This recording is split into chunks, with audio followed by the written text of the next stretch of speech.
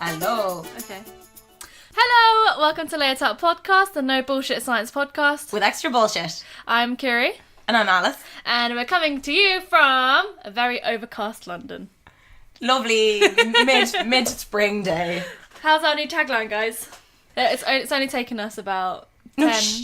That was the first go. First time, perfect. It was amazing. Perfect. How are you, Alice? I'm great. How are you? I'm good. I'm going to Germany tomorrow for a conference and I'm really excited about it.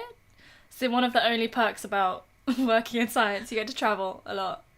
Yeah, if you're not working on something ludicrously specific, that there are no conferences That's true. to Only deal the with. fake scammy ones from Hong Kong. Yeah, the fake scammy ones from Hong Kong, New York, etc. Got one from Amsterdam. Ooh. Yeah. I like Amsterdam. Yeah, I would like to go there too. Mm. But yeah, that's exciting. This isn't your first conference though, is it? No, so the first conference of my PhD was in Singapore. So cool. Which is a little bit more exciting than Germany. Yeah, it is pretty cool.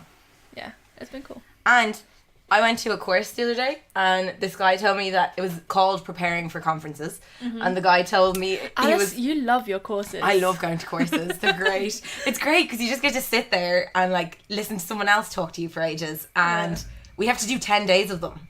That's true. Do you know that? But you've definitely done a lot more than 10 days of courses. I haven't. No, because I always go to half-day courses. So that means I get to do 20. Such a But loser. it's great. I love it. Anyway, I was on this great course. And the guy was like, oh yeah, so he was one of, don't know how to put the word on his humour. But basically he was like, oh yeah, so like groups of scientists get together and they decide where they like to go on holiday. And then they plan the conference where they like to go on holiday. So you might have a group of scientists who like to ski. So they'll have the conference in a ski resort. This is literally how they come up with conferences. Yeah, pretty much. Although But then there's conferences in places like Ireland and you're like, what's the benefit there? That's true. And the one that we're going to in Germany, we're going to in Dresden. It's only because the organiser works there, so I think you're just going to be fucked to travel. He must have a very boring life. Maybe. I don't know. Anyway. He's a big name in the game, so I'm sure he doesn't. Your supervisor's giving a talk, isn't she? Yeah. Oh, I wish I could be there. I know. I'm just going to be staring at her in adoration. Curry's supervisor is great. She is. You may have seen her TED Talk, as over 1 million people have. Over 1 million? Over 1 million. That's quite Over shocking. 1 million hits on YouTube. Nice. I wonder if Silent Demelza gets the exact number. Ding ding ding! Silent Demelza fact. The TED Talk on YouTube actually has over 2 million views. Yeah. It's pretty cool. That's more than the population of Dublin. Very exciting. And then usually if you go to a conference in some nice exotic location, you tag on a few days holidays at the end. Exactly. Which is what Curry's doing. Yeah, I'm going to Berlin for a few days. And Silent Demelza, who's also coming, is going to Rome for a few days. Oh, lovely. Yeah. That And makes sense. it's nice because it overlaps the bank holiday weekend. So we've all taken a little extra long weekend. Do you know I didn't realise it was a bank holiday until like last week? I know you're now super Oh my god, I'm excited. so excited. Like, so excited. I have no plans, but I'm really excited. Do you have more bank holidays in Ireland? I think we might have Because less. I think England has the least number of bank holidays out of the whole of the UK, right? You guys have, Ireland's not in the UK. Sorry. And how long have we been friends, Curie? Sorry. Republic. Republic. You guys have Northern Ireland. Okay. Sorry. Independence. Anyway, I don't know. I think we have roughly the same, but some of them are different. Because Scotland has way more than us. Sorry, I was out last weekend with a German girl. They have 16 bank holidays. Yeah, but Germans are so efficient and they work so well, it doesn't matter. They still make up. Yeah, and for they it. get like 30 days holidays as well. They have a great. Oh, it's amazing. Ugh. And then in contrast, you have like America, where you decide how many holiday days you want, and the less you take, the more dedicated you are. Yeah, the So- same with in Korea as well. Is it? There's a lot of public holidays, but you only get like 15 days holiday. But because there's so many bank holidays, It kind of evens yeah, out. Yeah, but then it just means that everyone's holidays are at the same time. When I was in Korea, there was this weird thing that happened, and it meant that there was the equivalent of 10 bank holidays in a row. Yeah. It was like, they said that doesn't normally happen, but it was because the two holidays are quite close together, and Yeah. if they fall, they just give them the extra day. Yeah. So it was like 10 days everyone was going on holiday. My sister was having a great time. Yeah. Yeah. But everything was closed. But we stayed in a really nice hostel and they had a barbecue and all the there was loads of, I think, Koreans from different parts of Korea that were going on holiday. Oh, so there was nice. loads of Korean people in the hostel and we got to sit with them all and it was great. I bet they loved you. Yeah, I think they did, but it was funny because we had to have all our conversations through Google Translate. It was fun though. Everyone was making such an effort. I was like, that's great. See, next time we'll go to Korea together and I'll be Google Translate for you. Oh, I think I preferred Google Translate.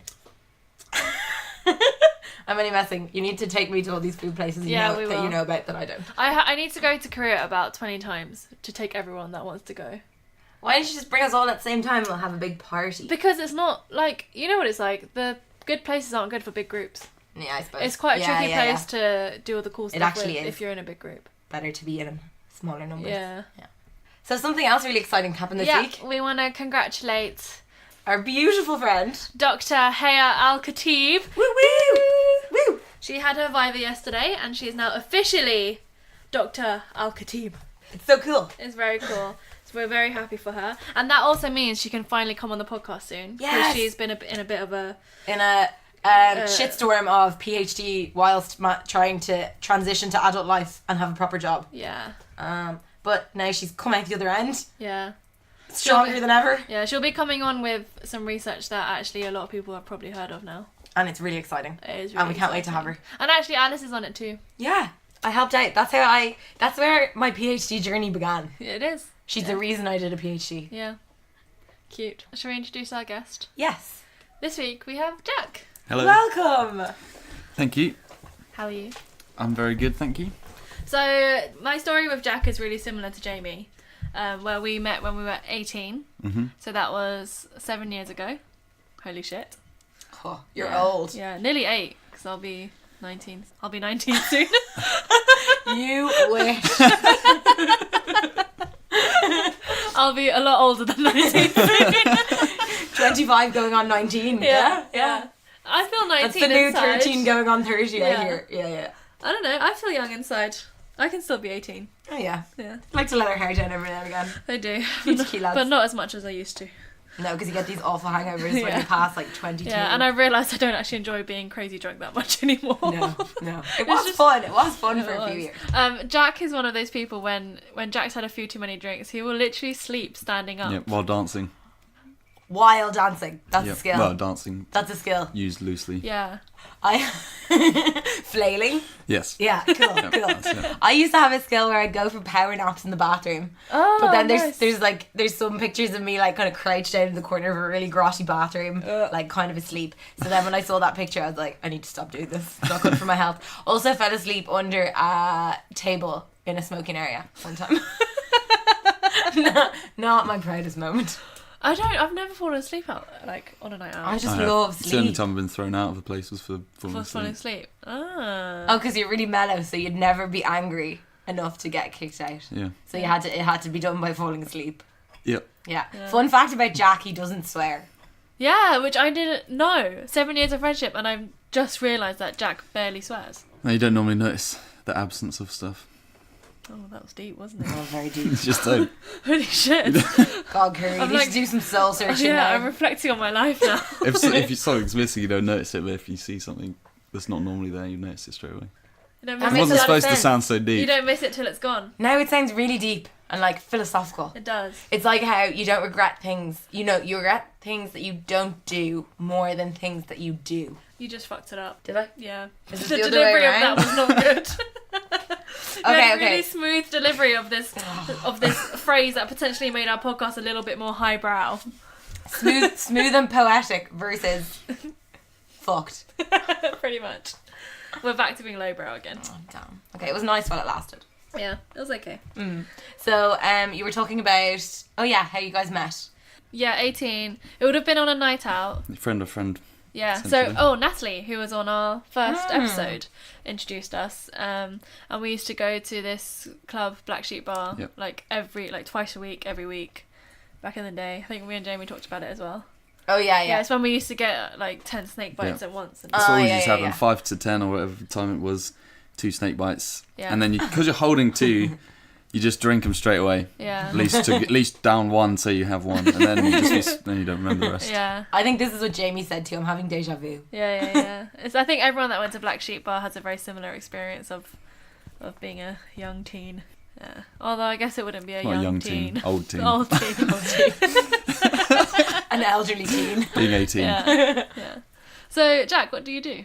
I'm a civil engineer. I work in highways and infrastructure. So I design roads, road signs, drainage, and the sort of tie-in works for buildings. The what?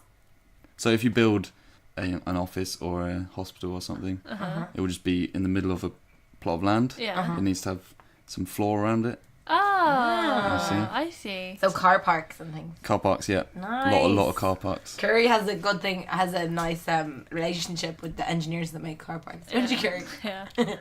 First time I ever scratched my car was because of bad car park design. By male engineers, wasn't it? Yeah. Only male. The problem is from the clients want as many spaces as possible Yeah. because they make so much money. It's true. Not Sainsbury's though, because that's free. Yeah, that's true. It was a Sainsbury's. It was a wasn't Sainsbury's. It was. Could you tell me, please, what is your typical day at work? Because I have no idea It's what very engineers broad, do. and you had your structural engineer a few weeks ago. Yeah. But that's more specific because you're always doing beams and columns, pretty Okay. much. You can have different types of structures, but It's just beams and columns. yeah, Yeah. and it's a lot of calcs. Whereas what I do is very varied. Let's see what I did today. I did some tracking. So you have a layout, and then you pick your vehicle, for example, a fire engine or a bus or something, and then you just drive it in, and it has like the wheel path, and make sure it doesn't clash with anything. Oh, You're just playing games. Yeah, that's quite fun. that's so It's quite cool. fun. You go reverse. You make sure they can. Otherwise, you build it, and then they go in and they can't get out. and if you're bored, can you pretend you're playing Grand Theft Auto? You could. Tear But it'd be the old around ones where you're looking from above. Ah, It's not 3D. Okay, This okay. is just from above. Okay. But the So it'd be like retro GTA. yeah, Oh, nice. I've never played it, but I assume. Isn't there a retro game where you do have to park your car? God. Like on PC. How far we've come. Maybe, I don't know. Yeah, it's like one of those the old school pixelated games when you just have to Probably. I just remember you just had to park your car without crashing into anything. And did you get points? I think so, yeah. Or Awesome. like Yeah, how it's good like that. how well you parked and how fast The you parked. thing you got to make sure is that you get the scale right. Like if it's in feet instead of meters, Oh, then your I vehicle was will be thinking too about, small or too big. I was thinking about weight for a second and I was like, hang on, I don't get it. But, okay. Because otherwise you'll be trying to do it and you'll be like, oh, it's too difficult. Why you can't do it? Ah. Because the vehicle's the wrong scale. Do you get to go places a lot? Like, are you out of the office a lot? Did you get to go on field trips? It seems like I will more with my new job. But yeah, Okay. in general you do quite a bit. That's cool. Hmm. Did you have to go and survey the land? No, that's its own job role. You get surveyors. And that's all they do. That's all they do. Oh my god, that makes so much sense. But you still learn it at uni, but then you just choose not to do it. Okay, so it's, you don't. Yeah, you just don't do it. It's part of engineering though. So surveyors are engineers. Yeah. Oh, cool. Ah, I see. So we can't design anything without a survey, really. It's like we're redoing my kitchen and we keep needing to get bloody surveyors in for every single kitchen company. Well, that's different types of survey. Do they have to like survey if you want to get a new tap? Yeah, they have to Survey the area around that the tap. They just come and have a look, though. Yeah, they just look, see Yeah. if there's any health and safety things and stuff like that. Oh, that's nice of them. I suppose. So I did that for a bit. Mm-hmm. Then I've started working at the entrance to a station, and so it's the drainage for it, and there's a tunnel underneath, which is a heritage tunnel that you can't touch. So the drainage that they designed a few years ago is too deep. Oh. But to make it shallow is very complicated. Oh, God. And it's going to affect the levels. Is everyone stressed? No, but that's just what I need to solve. Ah. So I was looking at that. So you're just doing puzzles and games, really? Yeah, there's a lot of logic. Ah. And the historical tunnel. Does this have like access? Can people go and walk in this tunnel? No, So it it's just not sits used. under You the just- ground. Yeah, I think it was originally This for... is the sort of shit that, like, you go in and there's gonna be like It's going to be horrible down there. like a pale skinned tribe down there just living. I think milkmans used to use it to get in the station back in the day. So Why? wait, Wait, is it what? like, do you call it the same when a building that has like historical importance is called listed? Yeah, it's listed. Yeah, so it's a listed It's a tunnel, listed tunnel. but no one goes in it. No one uses it. Christ's sake, like, why does that make any Just sense? unlist it. Yeah, exactly. Just take it off the list. Just move It it. doesn't need to be there. So Who wrote this list anyway? So, because engineering is technically a science, right? I don't know. All of our recent lay guests Technically. have been scientists. Yeah. There's a lot of crossover, but I don't think it is a science. Okay. Well, a lot parts of it are science. STEM. It's a STEM. So what was your relationship with science like at school or growing up or now? I liked it and was quite good at it. Uh-huh. I didn't like biology, Okay, that's good because we're both biologists. We are. Yeah. because that was just like memory, I found, more than anything else. Whereas physics... I mean, at school, yeah, it would have been. What do you mean, like having you to just had to learn, memorize? you're just learning random Yeah. stuff. There was no like deeper thought. Yeah. So I like physics the best, hence why Engineering. engineering was a good choice. Nice. Very good. Did physics at A level. Were you good at it? Oh wait, you just said you were good at it. I Ignore me. didn't work hard enough Oh. to be good, so I was good enough to get into uni. Well, exactly. Yeah. And now look at you, working in the big city. A high flying engineer. Yeah. And it's quite a cool job title to be able to tell people you're an engineer as well. A lot of people wouldn't agree. Oh, really? Yeah, most engineers get really annoyed about it. Oh. Like nutritionists. Why? It's just Because- thrown around very Yeah. loosely. Oh. Like washing okay. machines leaking, we'll send an engineer. Yeah. yeah. It doesn't really bother me, but Oh my god. it bothers we're- a lot of people. We're kindred occupations. That's so true. Yeah, because it's thrown around all over the place. Very frustrating. That is true. Like, I As know can- someone who's recently starting a job as an engineer in Sky, Mm-hmm. but I have no idea how the fuck they're doing that job. Oh my god, we're literally like mirrored occupations. Because there's an engineering, like really male heavy. Like there's Yeah. very few women engineers. Nutrition is the opposite. It's all Yeah. females. I was in a meeting today. I'd say there was about maybe 25 people in the room. It was quite a big meeting. 2 men. There's more women in engineering than that. Yeah. Yeah. There's ratio. very few men in nutrition. Like Yeah. in our department, there's. It's actually interesting that your head of department is a male. But that's the thing. There's a lot of male PIs. Up top. Yeah, of course. Classic. That's how it is. Nice gender balance It is. over How here. do you feel about gender equality in the workplace, Jack? It's good. Is that correct? Good. It's good. Yeah, we like Good gender answer. balance. Yeah. That's what you're saying. That's good. Yeah. Yeah. Is it? Not that it's good at the moment. Oh no, yeah. No, See yeah. how that could be. Yeah. That's It's- what you were saying. And it should be there. You're dead right, Jack. It should be there. Should we get on with the science then? Ah, yeah. Yes. Okay, so I'm going to go first this week. This paper, I've actually picked it because Natalie from episode 1 tweeted us saying she would like us to talk about this. She read a paper in her own time. Well, it was a news article. Ah. So she linked us to the news article and said this would be interesting. And we're all about those news articles. Yeah. And Leslie, it They is usually- interesting because I printed off the news article and then in big writing at the top I've written "not true" with 2 exclamation marks. To the So- whole thing. To the title of the news article. So the news article she posted to us was from a website called Newsweek, which I think is mostly US. Because Yeah. I'd never heard of it before. And their title was, let me just do a title comparison first of all. So media. Oh, this is a story about this paper. Yeah, Okay, exactly. right, specific. Media title, Alzheimer's disease damage completely erased in human cells by changing structure of one protein. Ooh. Can you repeat, please? Oh my Alzheimer's- god, they've cured Alzheimer's. Alzheimer's disease damage completely erased. Completely erased. Yep, in human cells by changing the structure of one protein. That was the news article. The actual title of the paper that I found, which this article is based on, was... Here we go, it's a bit of a mouthful. They usually are. Gain of toxic apolipoprotein E4 effects in human iPSC-derived neurons is ameliorated by a small molecule structure corrector. Say that 4th word again there. Apolipoprotein. Apolipoprotein. Oh, is it? Yeah. Oh, shit. Oh, I don't even know how I'm saying it now. Because, okay, so apo is like the... ApoE. No, because we say ApoE. Apoe. Okay, this is another, you're butchering the English language. Apolipoprotein E4. Apolipoprotein. Okay, but this is lipo. Yeah, but the thing is, you say a lot of words like Americans. This paper is about Alzheimer's disease, and it uses these iPSCs, which we have discussed in episode 1, so I'm not going to go into it in too much detail.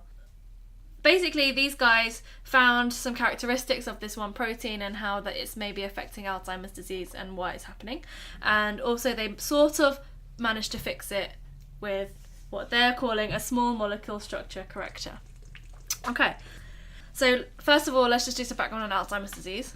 So Alzheimer's disease has 2 characteristics. One of them is neurofibrillary tangles. Obviously. Yep. And these are found inside neurons. And they're insoluble twisted fibres. And they consist of a protein called tau. How's it spelled? T-A-U. Like the Greek, like Tau. it's a Greek letter. Yeah. I think. And then this tau forms part of a structure which is called a microtubule, which is pretty much how it sounds. Okay. It's like a little tube. Microtube. And this helps, these microtubules help to transport nutrients and other important things from one part of the neuron to another. So what happens in Alzheimer's disease is this protein tau is abnormal and it causes the microtubules to collapse. Okay, so you can't get the from one point to another. Yeah, so nutrients. Things aren't moving around properly in the cell. Yeah. And Cool. then the second part of Alzheimer's disease is called amyloid plaques. Wait, and what's the cause of that one? What is it? What does that do? What's the consequences of that not happening? So Alzheimer's is a funny one. Yeah. Well, not a funny one, but because when people get Alzheimer's, you actually can't give a pathological diagnosis of Alzheimer's until the person dies. Because the only way to confirm that they 100% had Alzheimer's is by doing a brain biopsy and looking and finding tau and what Curie's going to talk about next. Yeah. Okay. So it's really difficult to study because they basically think that by the time Alzheimer's becomes symptomatic, so that's how it's diagnosed in people, that it's way too late. So they think that the therapeutic window is probably like maybe about, I think, 10 years before a person would start presenting with symptoms. Yeah. So that's why, in terms of the consequences are the symptoms, but it's hard to follow the line without knowing how it starts. And it's really hard to know how it starts because we've yet to identify a group of people who are like preclinical Alzheimer's, so pre-symptom But Alzheimer's. there is a lot of work going on where people are trying to find what defines pre-Alzheimer's. Yeah, a huge amount. Yeah. I worked in a lab that did that actually. Nice. Yeah, it was really, really interesting. And there's a lot of work also going on of people like myself, for example, who are trying to slow down the cognitive impairments that come with aging, because that might be able to be something that delays Alzheimer's. But yeah. So the other thing that happened in Alzheimer's is called amyloid plaques, and these comprise of fragments of this thing called amyloid beta, which is another protein type thing that just sort of breaks off in fragments. So basically the neurofibrillary tangles, which are made of tau, so tau and amyloid beta is bad shit. The bad shit in your brain that gives you Alzheimer's. And it shouldn't be there, or it's when it goes bad. It's when it goes bad, yeah. So amyloid plaques are outside of the cells, not inside the cells. And amyloid is a general term for protein fragments that the body naturally produces. And then the beta amyloid part is from a protein called amyloid precursor. And it's these bits that break off. And in a healthy brain, these fragments should break down and then we get rid of them. But in an Alzheimer's brain, these fragments are broken off this amyloid precursor protein, or APP. They accumulate in your brain and they form plaques. Okay, they just get in the way. Yeah, exactly. Cause problems. Exactly. So there's this gene called ApoE4. Oh, so I did say ApoE. There you go. Yeah. I was right. Okay, there's this thing called ApoE4, and this is like a huge genetic risk factor for AD, and it's associated with increases in both of these tangles and the plaques. AD? Oh, Alzheimer's disease, sorry. Oh, Sorry. okay. So scientists like to abbreviate things Yeah, I'm quite a so lot. used to calling it AD. Yeah. Yeah, I didn't even realise I said that. No, you didn't. No. Alzheimer's disease. If I say AD, I mean Alzheimer's disease. I just caught Jack's eye and I was like, don't worry. Like another good big one is like MDD, which is major depressive disorder. Okay. anyway, and BPD, bipolar disorder. But yeah, AD is Alzheimer's disease. Cool. So then we also have this gene ApoE4, which is it's one of the biggest genetic risk factors for AD, and it's associated with increases in both the tau tangles that we talked about and these amyloid beta plaques. Are you following? Yes. Okay.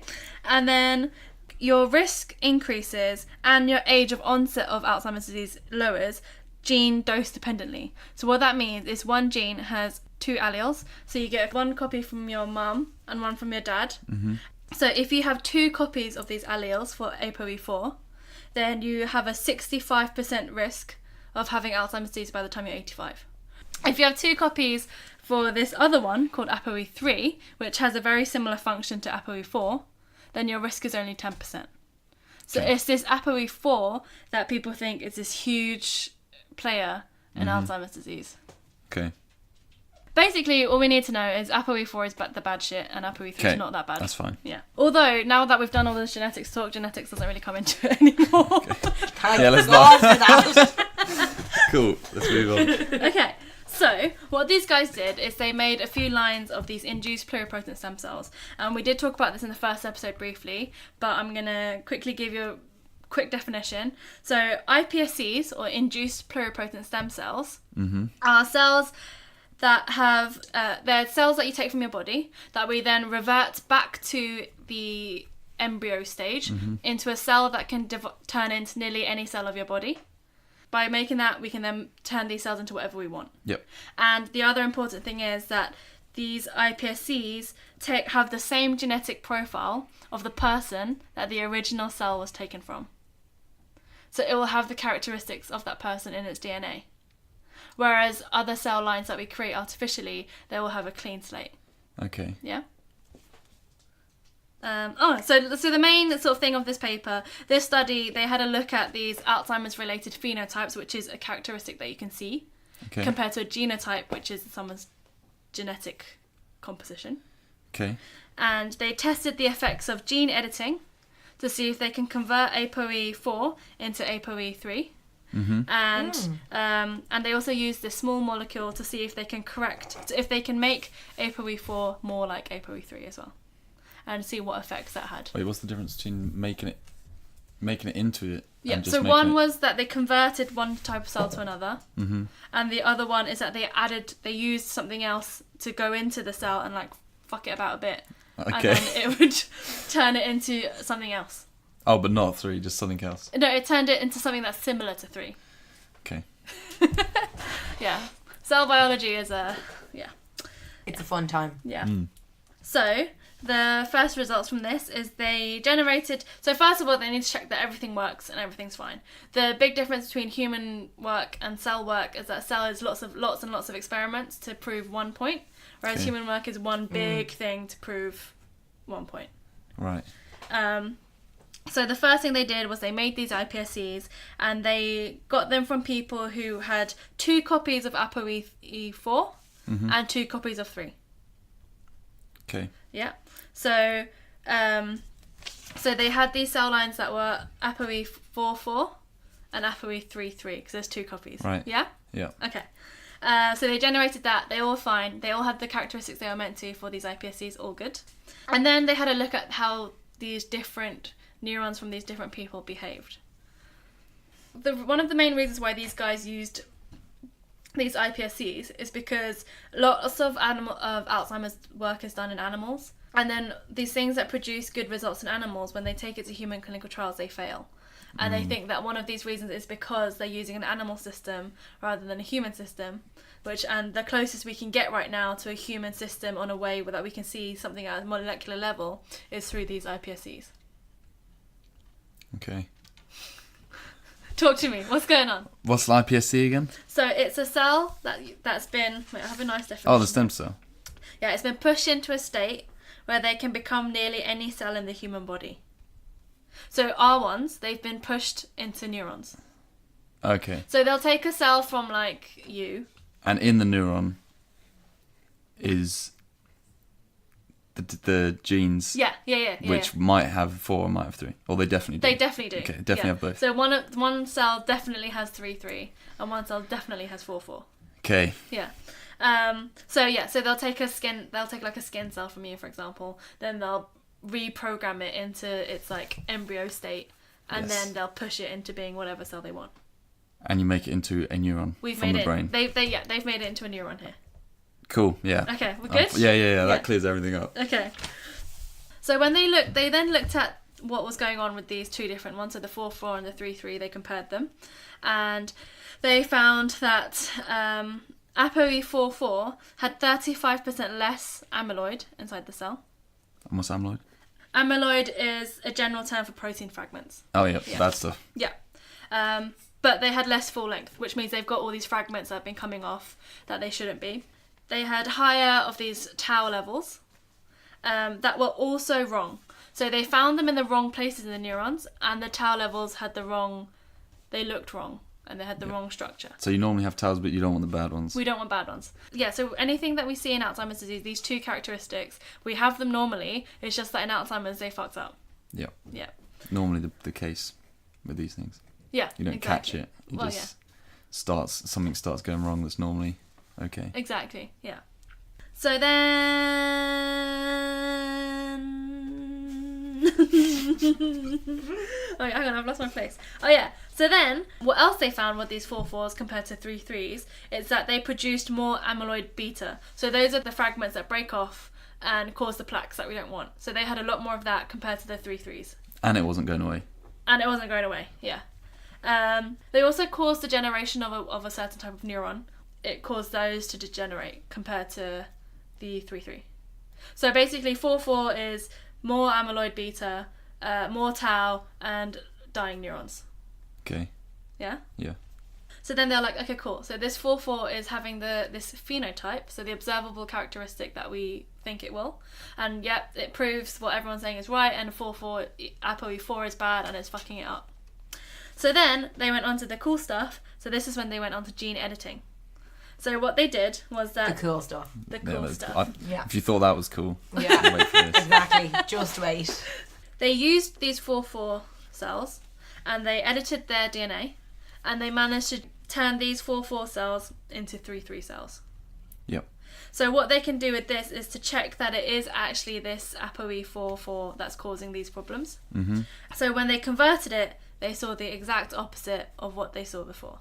So there was more full length of the amyloid, there were less fragments, less tau, and more surviving neurons. So they're like, oh shit, it is the ApoE4 that's causing a problem. That's good. That's what they wanted to find. That is what they wanted to find. So they wanted to see whether this ApoE4 causes a loss of function or a gain of toxicity, which is causing this fuck up to happen. Mm-hmm. So what they did is they generated another iPSC cell line from someone who is ApoE deficient. So then what they did with these cells, it's that they would transfect them. So that means you're deliberately introducing DNA or RNA into a cell. Okay. That would, with these little things that would encode ApoE3 or ApoE4. So they've got this ApoE deficient person, and then they're adding in these either 3 or 4 to see how it affects them. Okay. Yeah. So to see if it loses function, or to see if when you get this ApoE deficient person and then you add ApoE4, does it cause what's naturally happening to go down, or does it cause it to go up, or what's happening? So is it actually destroying the cell by being toxic, or is it that the other one is better?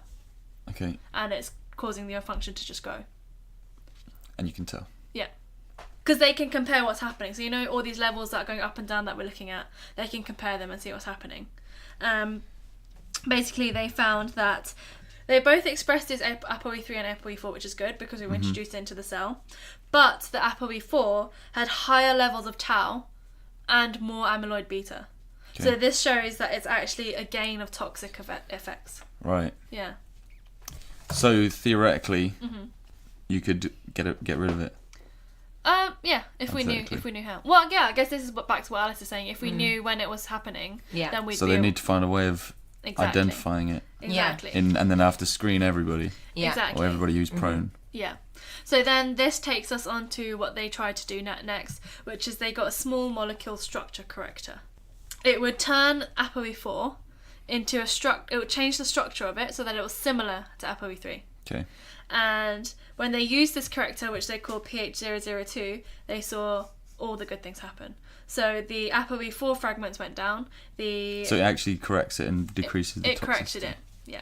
Cool. So it did go back to similar to what was ApoE3, which we know is a 55% lower risk of AD compared to ApoE4. So what causes Alzheimer's is the building up of this stuff, potentially. Yeah.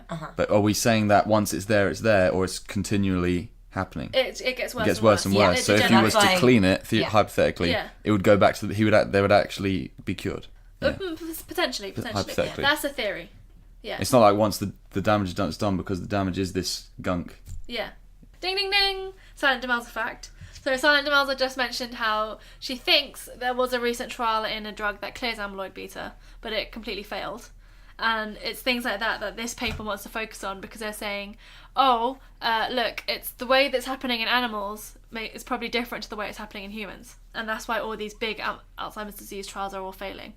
So we need better systems like this. So what the newspaper article said about Alzheimer's disease damage being completely erased is horseshit. It's not true. It was not completely erased. It was decreased significantly, which is fantastic, but it was not completely erased in human cells at all. And Alzheimer's disease damage suggests in a real person.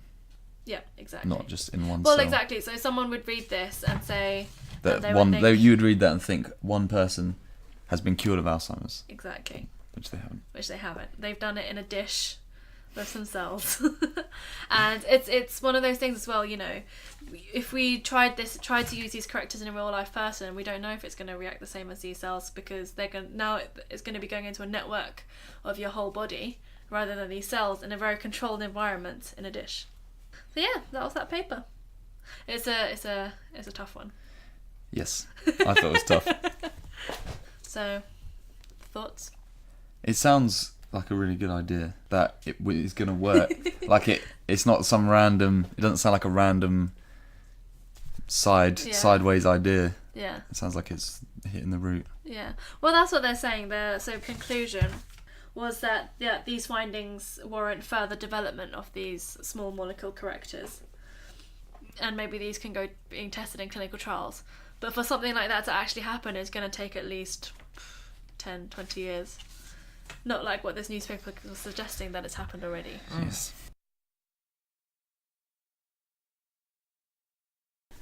Yeah, so we just had a toilet break, and Jack said something quite interesting about molecular papers, which I thought was quite an important thing to reflect on. I like being able to relate to things I'm thinking about, which is why engineering is suited to me, because I can visualise any kind of problem we face. Yeah. I can just say, that's not going to fit. And I was saying that's one of the big problems with molecular biology. Mm-hmm. It's really hard to relate it to a general audience, and that's why you get these sensationalised headlines that are saying like, "Oh, we have completely cured Alzheimer's disease." Yeah, because that's kind of like the press trying to relate it to the general If you public. try now and write a headline about what it's actually about, go. This ties in well with what Rob was saying last episode about how we're never sure about anything. And how do you know what? Because I was literally about to be like, we may be able to cure Alzheimer's disease. That's science, though. You can never say this is, like, it's so difficult. Or maybe if I was to make a headline from this, maybe it'd be like, we found something that causes Alzheimer's disease. Or novel or vital player of Alzheimer's found. Vital. Potentially found. Yeah. You can see why they do it. You really can. Yeah. Not that I'm saying it's okay. Yeah. It's true. It is hard. That's a good exercise. We should do that more often. This is what the headline should have been. Yeah. Like, what if I had to make a headline? What would it be? 2 pages long. We'd never get. You know, some newspapers hire people specifically to write headlines. Do they? Yeah, like it's like a skill. So scientists definitely would not get hired in that job. Yeah. Maybe they need someone. Maybe they do. Maybe they need someone to bring the headline person down So hang on. down a few pegs. So this one that was Alzheimer's disease damage completely erased in human cells would be Alzheimer's disease damage possibly erased, maybe decreased a little bit. Possibly erased, but not really, but maybe decreased. In fake human cells by changing the structure of one protein. Well, that bit's right. That is not possible to do in a living human being. It's not. No. Takes the zing out of it a little bit. It does. I'm not sure. Not. Would you read that? I mean, I probably would. That's the sort of one where you just go, cool. And then the next year, the same headline comes out. Once again, we found something that might be a cause. Yeah. Right, should we go on to something a bit more relatable then? I'll try to. Okay. So this week we are going back to one of my favourite topics. Alcohol. Woohoo!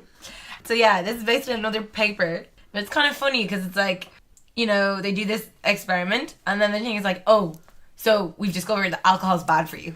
Oh, And yeah. It's like, great discovery. That is groundbreaking. Yeah, right, groundbreaking. Yeah. But I still find it interesting because I guess even though we just went on to talk about how the molecular mechanisms and possible what's going on behind the scenes in all your cells part isn't really relatable, as a scientist, that's the kind of thing that I'm like, ooh, I love it. I love a good pathway. Yeah, you do love a good pathway. I love when you have those nice drawings of like things going into a cell. You say coming the back phrase out of "I the love cell. pathways" quite a lot. Actually. I do love pathways.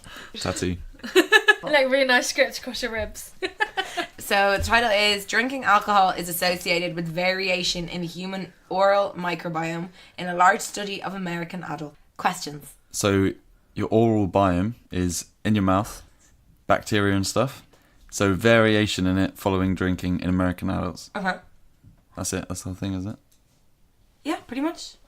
So, this is a funny paper, which will come to light later. It's hilarious. There's going to be loads of laughs. That's kind of a play on words, because I think what I saw when I first read this was drinking alcohol is associated with variation in human oral microbiome, a large study of American adults. So you think you see alcohol, like I said there, and you're like, oh yeah, alcohol's bad for you.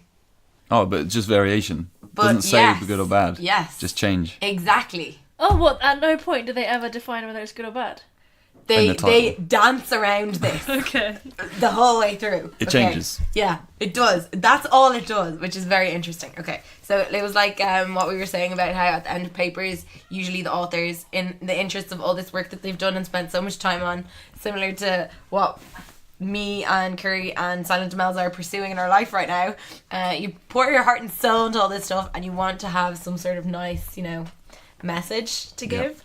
And sometimes that doesn't always happen. So you have to just deal with what you have, which is kind of, I think, what's going on here. So yeah, basically this paper, their goal was to look at a really large group of people. It was part of data that was collected for a really big, actually 2 really big studies. So every now and again, they'll set up these really massive nutrition related studies where they follow people and they're observational. So it's not like they'll tell like... Do they know they're being followed? Yes. So they probably advertised the study and been like, oh yeah, we want you to fill out some questionnaires and tell us some details about what you eat. And then normally would they follow up and see what adverse health outcomes happen. So that's why it's just observational, because they're not doing anything to these people. They're just watching them and seeing what happens. So they collect data on their diet. And they just do this every so often anyway. So there was one in the UK called Epic, where they followed people for, it might be still ongoing, but it was huge. They followed loads, but their main outcomes were cancer. So they wanted to see how your diet related to outcomes in cancer. So they followed them for years and years, because obviously it takes quite a long time to develop cancer.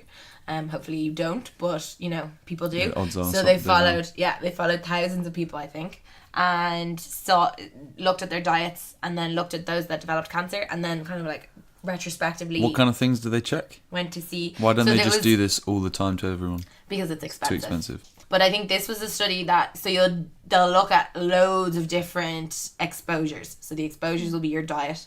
They'll break your diet down and look at alcohol consumption of salt, consumption of sugar, these different things. That's this type of study. So they would have, this paper is actually written on 2 of those types of studies. So they're both, they followed up people. Done from different times. I'll give you the names. They were done at slightly different times, but they were in populations that were quite similar. And they also included the fact that they were from 2 different studies as a confounder in the statistics of this. So they controlled for the fact that the data that they got from the 2 groups of people may have been slightly different, because they use different questionnaires and things. So they did actually factor that in. But the 2 larger studies that they used participants from were called the American Cancer Society Cancer Prevention Study 2, or CPS2 for short. Child Protection Services. And then the second study was called the National Cancer Institute Prostate, Lung, Colorectal and Ovarian Cancer Screening Trial. Snappy. Or PLCO for short. So we have CPS2 and PLCO. Yes. Okay. And these are two massive general studies. So yeah, one of them was like the cancer prevention study too, and the other one was the prostate, lung, colorectal, ovarian cancer screening trial. So like EPIC that I just mentioned, their end goals were probably cancer diagnosis. Or not end goals, but that was their outcome of interest. But when you're collecting that much data, obviously it's in your best interest to get as much publications out of it as possible. Yes. So that's what this is. My topic of research in my PhD is the gut microbiome. So that's all your nice little bacteria and things that live in your gastrointestinal tract, mainly in your large bowel. In this paper, I'm branching out into the world of the oral microbiome. I kind of have come to the conclusion that the gut microbiome is definitely the best microbiome. In my humble opinion. But No bias at all. Gut feeling. none at all. Exactly. But this paper, they wanted to see what external factors might influence your oral microbiome. So they said that there's very little research has been done on this. I think in terms of all your biomes that you have, so you like your skin microbiome and other ones, the oral microbiome is probably one of the lesser studied. So there's not as much known about it. Why is that? So in terms of your gut microbiome is probably definitely the best studied, but I think that's probably because of all of the associations that have Problems that come you out of get. it, and yeah, the fact that it's very much linked with your, first of all, your gastrointestinal health, but then from researching that, it has come to be linked with like your immune health. Now there's like this whole microbiota gut-brain axis can affect your mental health. But you didn't know that until it was studied. True. So you might find this same stuff with your mouth. Very true. And actually, when I was reading this paper, I'm not definitely 100% an expert on anything, least of all the oral microbiome. But when I was reading this paper, I was quite interested. And they said that obviously your oral microbiome can affect local health, so the health of your mouth. But there's also some associations with systemic health. So I think there's some papers that link it to circulatory diseases, so things to do with your cardiovascular health and things like that, coming from your mouth, which is fascinating. And I think there was also some associations with pregnancy and like health of births. What, with your oral microbiome? Yeah. Crazy. Yeah. I didn't read into it, so don't ask me any more questions on that. Cool. Yeah, they wanted to see what external factors, and their external factor that they were interested in was alcohol. So there's never been another human study that has looked at alcohol and its effects on your oral microbiome. This is the first one. So they recruited all these people. They got them to fill out really detailed information on their alcohol consumption. And the two things that they looked for associations with were alcohol consumption in terms of the amount. So they classified everybody into 3 groups. So you're either a non-drinker, a moderate drinker, or a heavy drinker. So yeah, non-drinkers didn't consume any alcohol. Moderate drinkers consumed, so it was greater than 0 and less than or equal to 1 drinks per day for women, and greater than 0 or less than or equal to 2 drinks per day for men, because of the body size differences and how we metabolize Amount alcohol. of blood. Also, heavy drinkers were the women and men who had greater than 1 or 2 drinks per day, respectively. That was how they classified them. They looked at how much you drank and your oral microbiome, and then they also looked at what you drank and your oral microbiome. So then they also split people into wine drinkers, beer drinkers, and liquor drinkers. Oh. Cool. Yeah. So it's quite interesting. That's I thought. a really interesting. like neat way to A little, all packaged up into a little do it. Yeah. Venn diagram. bundle. Yeah, beautiful. Their methods were, most of these big cohort studies are done by sending questionnaires or emails to people, and they send them back, and sometimes they'll send samples. So obviously for this they needed a sample because you needed to be able to test their oral microbiome. Participants in both cohorts were asked to swish vigorously with 10 mils of Scope mouthwash for 30 seconds and then expectorate into a specimen tube. Expectorate. So spit. Spit. Yeah. 30 seconds is a long That is- time for swishing. If you yeah. timed it, that'd be It ages. is, right? Yeah. That'd be a long time. I have this mouthwash that I'm trying out, and you have to gargle for 30 seconds and swish for 30 seconds, and it's really long. Yeah, you'd start drowning. Like halfway through the gargle, I feel like I'm actually just swallowing the Yeah.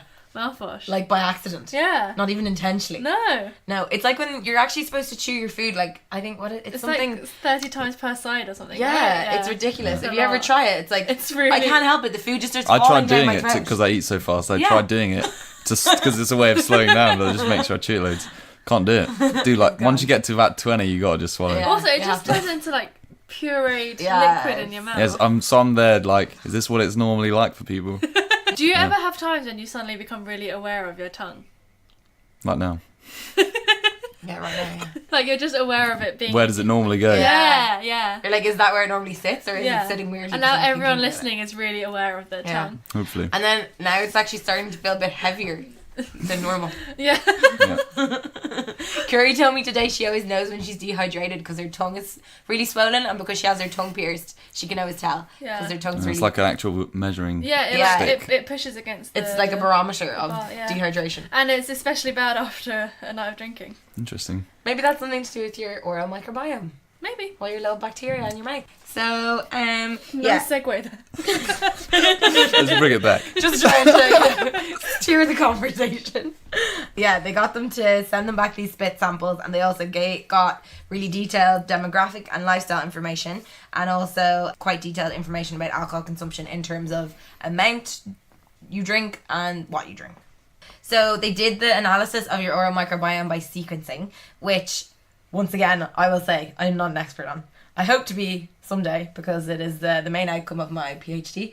Talk to me then. But sequencing is a really good way, or it's one of the best ways at the moment to measure your microbiomes, because it uses their DNA. So other methods... So what is it? It's basically where they would have gotten the spit samples and then they extract the DNA from your spit samples. So a lot of this is bacterial DNA. And the more that they extract, they put it all into these big libraries, because they're extracting from loads and loads of people. Not everyone has the exact same composition of their microbiome in terms of all the bacteria and viruses and things. So the more people they sequence, the more different types they have. So now they have these massive libraries of all these different DNA from all these bacteria. That's when they first started doing it. It was like they Yeah. were all new. Yeah, And then exactly. you'd be like double like Yeah. collecting cards. So there was these big projects called the... You'd be like unique one, and then it gets rarer, and you get once your collection grows. It was basically like Pokemon It's cards harder for, to get a rare for, one, yeah. Like, yeah, really... You wanted a shiny. They did these things called like the Human Microbiome Project and all these really big ones where they got catalogued loads of genes, and then they match up. Yeah, they take, so say if they got your spit, they'd extract the DNA and then they'd see or what ones it looked the same as in their So big you're saying catalogue. DNA, so all this stuff is all the bacterium, isn't natural to me. Yeah. It's not just stuff that's in there. So it's not your DNA It's the DNA of the things. of the bacteria. Ah, okay. Yeah. Right. That's Yeah. why there's loads of different ones. Yeah, exactly. Yeah. So they're able to match up. So like your DNA would be in there too, but because they're matching it against a catalogue of bacterial DNA, they're able to kind of, Yeah, that makes way from more what sense. I understand, forget about all your human DNA. Yeah. And then they just match the bacterial DNA, and they're able to tell what species and So bacteria's live, so it has DNA. yeah. That's all different. So we've all got the same ones. Is the Well, structure there are Within reason, doubles. is the structure of bacterial DNA the same as human DNA? I am not a Is this- geneticist. Okay, sorry. Ding ding ding. I never do ding ding dings. And that's your first ding ding ding. Ding ding ding. Silent denial's a fact, which we actually should have known. Bacterial DNA is in fact different to human DNA because it's in the form of plasmids. So our DNA is in the form of alleles, Like a ladder. and plasmids are circular, so that's how their DNA. So it looks completely different to And human. actually, we should have known that. We should. That was one of those things, as soon as Janet DeMuzzel said the word plasmid, we were both like, oh. Okay, so that's how they were able to see what you had in your mouth Cool. in terms of bacteria. And then they did statistics to see what different species and the amounts of them you had was associated with how much you drank, and then in the second one was associated with what you drank. Wait, so where do they come from? So when you're in your mother's womb, you are completely free of bacteria. So you're like, there's nothing in there. You're Okay. just floating around. Don't and, need it. And when I say bacteria, your microbiome isn't just bacteria, but it's most of them are mainly bacteria. So you also have viruses, fungi, and these things called archaea. Which is, Ooh, we have fungi in us. we have everything. Obviously. Oh. Much smaller amounts than bacteria. Basically, we pick them up as we go through life. So the first time you're exposed to bacteria and all your microbiome is when you are born. So through the birth canal. So What? Wait, say that again. Through the birth canal. So when your mother gives birth to you and you pass through Yeah. her vagina and all the other parts, Yeah. you get like basically all her bacteria and everything. What You came just get it. first? They're just all over you. Physically, like, you know, the way you see in like the more graphic episodes of like Grey's Anatomy and things like that, and babies are born, they're covered in all like Yeah. Or one born every minute sludge in and A&E. everything. One born every minute. Prime time viewing for, you know, some colonization with the microbiota. It sounds gross, but like goes in your eyes, goes in your mouth, goes everywhere. That's where you first are exposed to it. So then that's why there's associations in terms of babies that are born. So wait, no, naturally. this still doesn't make sense. Okay. Because you've got it all in your Yeah. intestines. Yeah. It's So not you- getting there. You swallow it.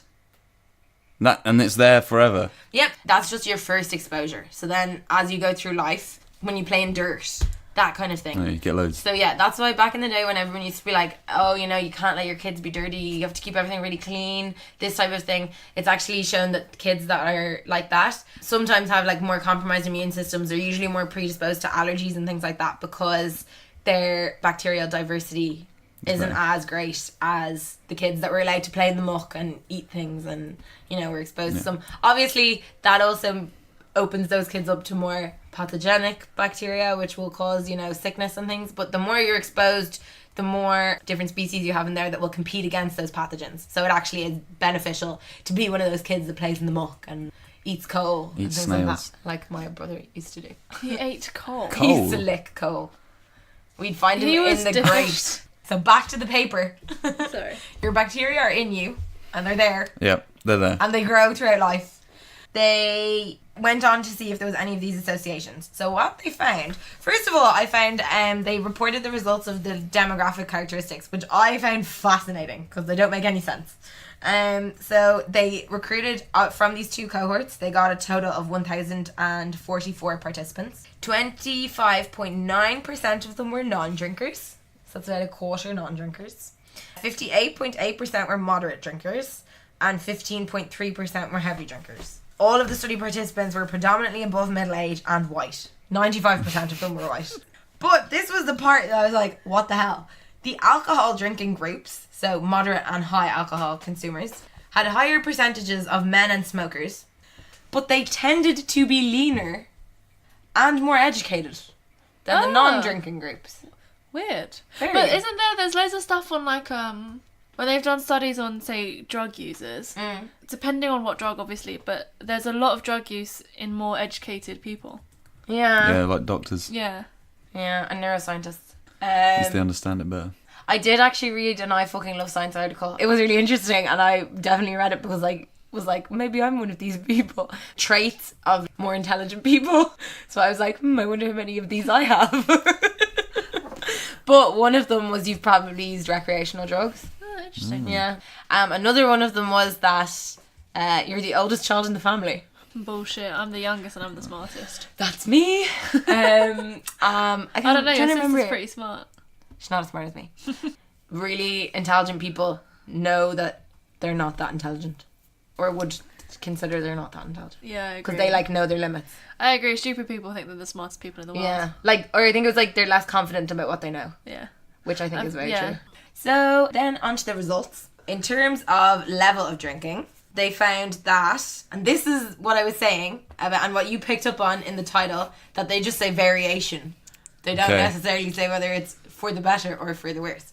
So in your microbiomes, an increased diversity, so the more different types you have, the better. So if you have more different types, it means like they're carrying out a broader range of functions. It also means that one type of bacteria isn't solely responsible for one function. It means that, say, if that population, something happens to them because of an invading pathogen or something, you might have another Similar one. group that can take over that function and things like that. So it's generally better for your health to have a more diverse microbiome. Makes sense. So in this study, they found an increase in diversity in the heavy and moderate drinkers compared to the non-drinkers, which is not what you would expect.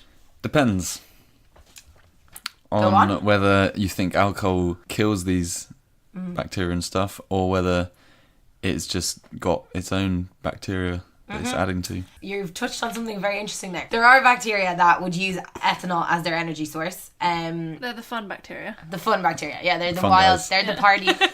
They're the fun guys, yeah. They're the party animals. So yeah, you're right. It could be something to do with that. By drinking alcohol, they're increasing these families and groups of bacteria that use ethanol as their energy source.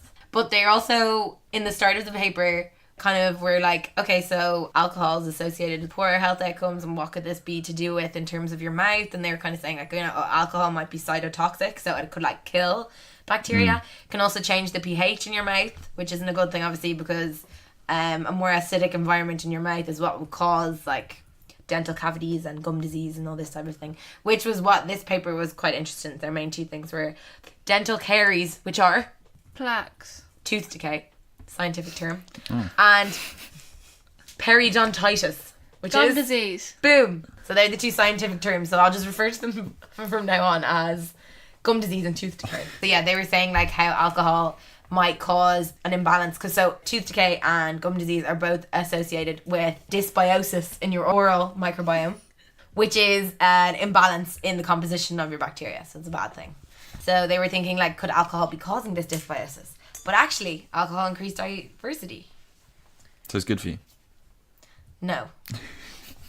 It's just a weird finding. It's just a and correlation. That's the problem with, it's an association. It's not enough to say. This is the problem with observational studies, is that they can't imply causality. They can just say, well, consumption of alcohol was associated with increased diversity, but it could we don't at really what know cost, why. really? It could just be that these people who drink more, maybe they had a better diet. Yeah. Right? And Maybe, I think but you wouldn't think there'd be a correlation. Well, with alcohol and diet? Yeah. No. You'd think No. if anything it'd be worse. Why though? Because if you drink a lot, you just have a ready meal. But then if we're going with this whole thing that the drinkers are more educated, yeah. Oh, then they know more about yeah, diet. they'll be eating better. Maybe. Yeah. So there's all these things you have to take into account, and this is what Yeah. makes observational research a bit difficult. That's why a lot of people don't like it either. Yeah, but for humans, Yeah. sometimes it's all you've got. So they found increased diversity in heavy and moderate drinkers compared to non-drinkers. But within this, so this kind of makes a little bit more sense and could explain some. They found that there was specific alterations in the amounts of some certain families of bacteria, which are known to be either harmful or beneficial. So they did find that there was an increase in species of bacteria that had higher levels of oral pathogens. These are harmful bacteria. There was an increase in these harmful bacteria.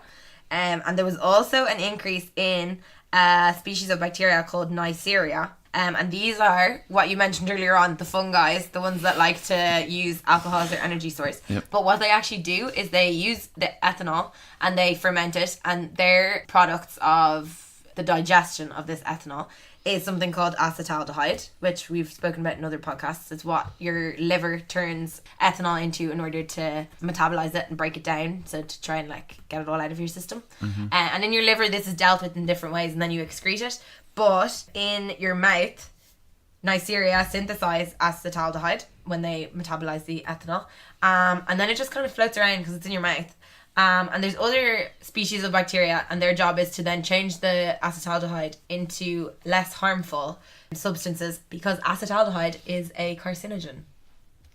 So if you have an increase in bacteria that are generating this carcinogen, and then you don't have an increase in the bacteria that then break down this carcinogen further, that's obviously a bad thing. And also dysbiosis in your mouth is associated weakly with cancers of the head and neck. This was something that I think they probably were like, oh yes, that's something that we thought might happen. Whereas the other findings, but they wouldn't have been what you expected. No. Finally, moving on to the type of alcohol and the associations with your oral microbiome, they found that wine drinkers specifically had an increased diversity in comparison to non-drinkers. Did they split it into red, white, rosé? No, just wine in general. Oh, interesting. Which I thought was, quite interesting. That is quite interesting, especially because wine is considered the healthy alcohol. Well, red wine. Yeah, and that That's could made be from why. Fruit. Yeah. But this was interesting because this is something that I'm actually looking at in my gut microbiota, in my PhD. Because the reason wine is thought to be healthy for you is because it contains really high amounts of, red wine specifically, contains quite high amounts of these chemically active substances called polyphenols. which I think I might have mentioned in Yeah. a previous podcast. But polyphenols, you need your bacteria in order to make these available to you. So if you were just to consume polyphenols and you don't have any bacteria or anything down there, you actually can't do anything with them. Your cells aren't equipped to like bring them into your body and start using them in all the good ways. So if you didn't have bacteria, you would just like shoot them out again in whatever way they are excreted, maybe in your poo. But because you have bacteria, the bacteria use them for their energy source, and then the products of them using the polyphenols for their energy source can then be absorbed by the host, and they do really good things to us. So that's interesting that wine was the one that increased the diversity, because that could be a possible mechanism, because the bacteria are just having such a great time on all the polyphenols. Woo! But then they also give you cavities, so yeah, maybe not. Yeah. And there's other stuff that comes with alcohol that Yes, is not exactly. mentioned. The more There's a lot wider- more to it than just bacteria in the mouth. Yeah. Bacteria in the mouth are like the first stop. Like, yeah. It continues. That was basically the findings of this paper. And their conclusion were that alcohol consumption is related to overall microbiome community composition and to the abundance of specific oral taxa, which is basically saying that alcohol consumption changes what's in your mouth. And that's it. What if you... So only if you consume it orally? Or not? So how else would you like to consume your alcohol? Through here? Through your Through your neck. right into your esophagus. But it's just through physical contact of Yeah. drinking it. Yeah, yeah. So you They'd could have to swish be- it around and spit it out, and it would have no difference. So don't go like gargling with vodka or anything like that. It's not good. Because you won't get drunk, but you'll still get the bacteria. Yeah. But you can gargle with red wine. That might be fine. That's what they do anyway. Oh yeah. They spit it in a bucket. Of course. Did you enjoy that? Yeah. We went from some serious hardcore. Yeah, I enjoyed that one a lot more. Yeah. we And can you tell can see by how even though... how interactive you And were. even though I didn't know a lot of it, Yeah. I can understand, Well, that's I the can thing, think yeah. about what it might We be. went from like hardcore molecular biology. Right down to your To germs in your little mouth. genes. Thing is though, I To think it's interesting, you know, birth because canals. I know there's people doing work in molecular biology that even then they get really like lost in their Their own- yeah, because they're sort of, it gets to a point where a lot of people are like, what's the point? Why am I doing any of this? I'll bring next time you're back, I'll bring in a human paper or an animal poo paper. related one. She's Oh the poo. yeah, I'm in charge. That's my area. Yeah, There's she's no the poo. poo. Yeah, I'm gonna start collecting poo soon. Actually, I've started Oh. recruiting for my trial, which is top secret. I'm not allowed to tell anyone what it's about until March of 2019, when all will be revealed. That'll Thank be you. fun. Thank you for coming on, Jack. Let's go. One other thing I did want to say. I was supposed to say it when I first introduced myself. I have Okay. licked a battery. Oh Yeah. no! Oh shit! It's definitely not 9 volt though. It's like 1.5. That's what we said. Yeah. That's what we said. The 1.5. Oh, did I say 9 volt? The first time it came up, yeah, it was Oh, definitely... they're the really big ones. Yeah, the right? ones you have at school. Okay. Oh shit! Don't lick those. No. Oh, also we've heard that our friends at CoFresh won Asian Business of the Year. Woohoo! Go Congratulations. CoFresh. We're delighted for you. Still waiting for our snacks in the post. I mean, that obviously Still means waiting. you make more than enough money to sponsor us. So please do. So any day now. And Demelza ate some today. She ate some Bombay mix.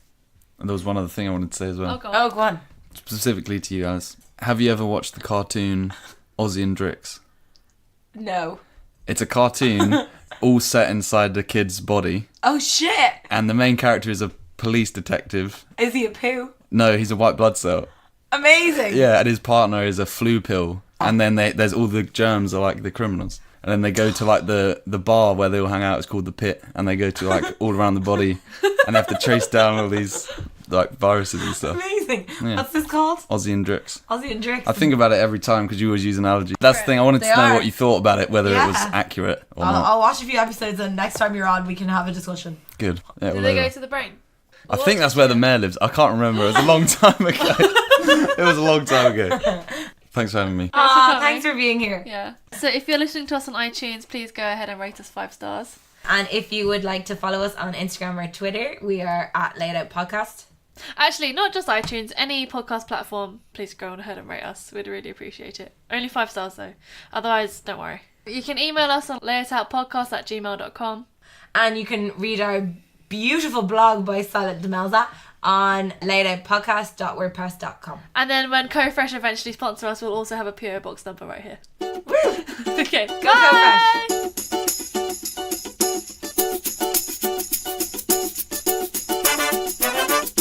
CoFresh.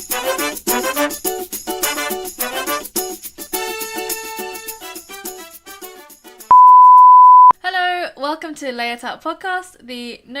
I need to write it down. Hello!